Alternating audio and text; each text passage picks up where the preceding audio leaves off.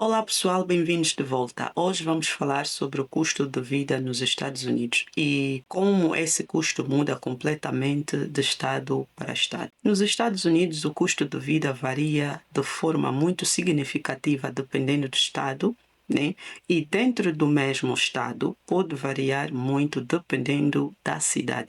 Vou dividir os estados em três grandes grupos, né? Para ser mais fácil de entender. No topo da lista estão estados como Califórnia, Nova York, Hawaii, Massachusetts e Washington. Nestas regiões, o custo de vida é muito elevado, principalmente por causa da habitação, né? Em São Francisco, um apartamento de um quarto pode facilmente custar $3.000 por mês ou mais.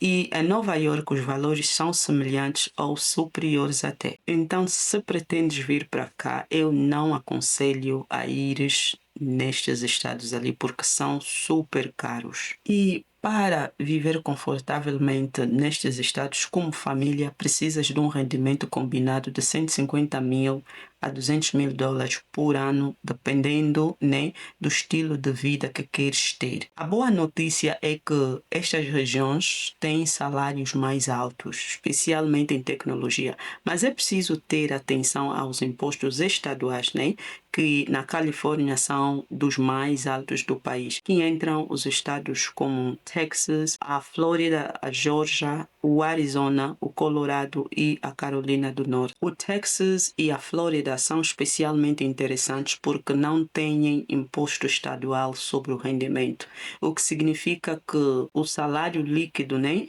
no fim do mês é maior mesmo que o salário bruto seja igual ao de outros estados. Em cidades como Dallas, Houston, Orlando ou Charlotte, consegues alugar um apartamento de 2 quartos por $1.500 a $2.000 por mês, muito abaixo do que pagas na Califórnia ou em Nova York. Por isso, muita gente que trabalha remotamente tem saído dos estados mais caros, né, e mudado para Texas ou Flórida, porque o salário mantém-se o mesmo, mas as despesas descem muito. Para uma família viver confortavelmente nestes estados, um rendimento de 80 a 120 mil por ano já permite uma vida estável com carro, casa arrendada, né? E alguma poupança. É uma diferença muito grande em relação aos estados mais caros, né? E é por isso que muita gente escolhe esses estados quando chega nos Estados Unidos. Os estados do interior do sul, como o Mississippi, o Arkansas,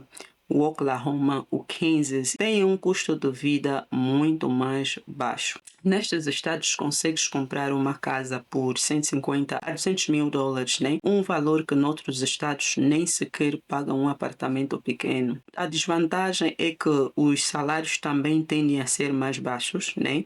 E em algumas áreas há menos oportunidade de emprego em setores como tecnologia ou finanças.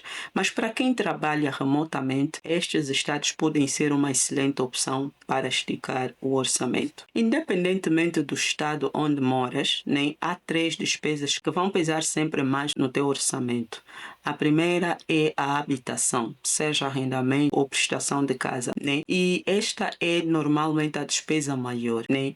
A segunda é o seguro de saúde, porque ao contrário de muitos países, nos Estados Unidos não existe um sistema de saúde universal gratuito. Se o teu empregador não pagar o seguro de saúde, tens de o pagar do teu bolso e os valores podem ser muito altos, né? Especialmente para famílias. A terceira é o transporte. Na maior parte dos estados americanos, né, o transporte público é muito limitado e precisas de carro. E isso significa prestação do carro, seguro automóvel, combustível e manutenção, né? Uma despesa que muita gente subestima quando está a planear o orçamento. Não há uma resposta única quando falamos do custo de vida nos Estados Unidos, né?